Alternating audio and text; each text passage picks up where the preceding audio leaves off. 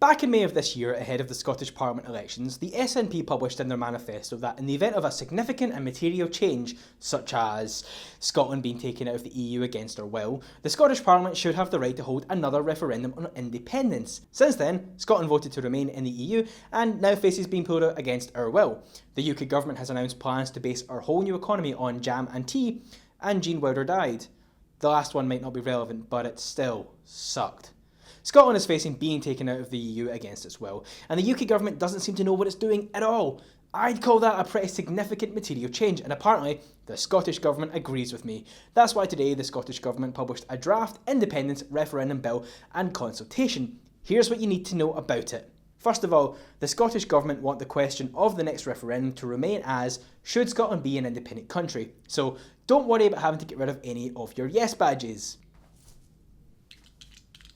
Also, like the previous referendum, 16 and 17-year-olds will be allowed to vote, and importantly, EU citizens will too.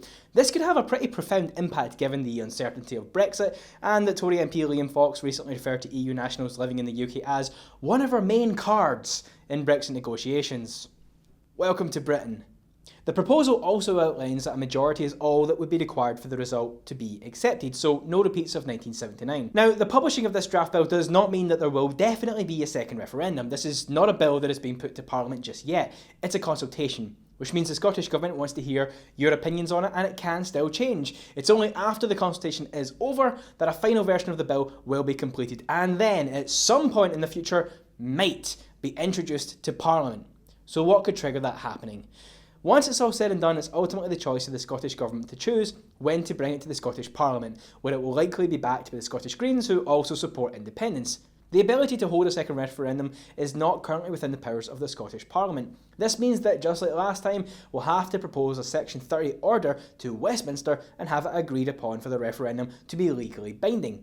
The UK Government could say no at this point, but as Scottish Greens co-convener Patrick Harvie said, that would be very foolish of Theresa May, because there is nothing that can solidify support for something more than being told that you aren't allowed to do it in the first place. In the next few weeks, the First Minister will outline a few specific proposals that she believes best suit Scotland and that could lead to the bill being introduced if they aren't met. These include us staying in the single market, as well as pushing for substantial new powers for the Scottish Parliament as part of Brexit negotiations. Now, here's why that's very important. We all remember the vow, right? We were promised maximum devolution to the Scottish Parliament, which we didn't get, and it's not like we're still bitter about it or anything anyway, so whatever. If Theresa May refuses to devolve those powers, and that's one of the triggers of a second referendum, then it becomes impossible for another vow to devolve more powers later. That negotiation card is already off the table. Ultimately, this is about securing what's best for Scotland, and if that's rejected, then putting the question of independence to the people again may be the only way to secure a stronger future for Scotland.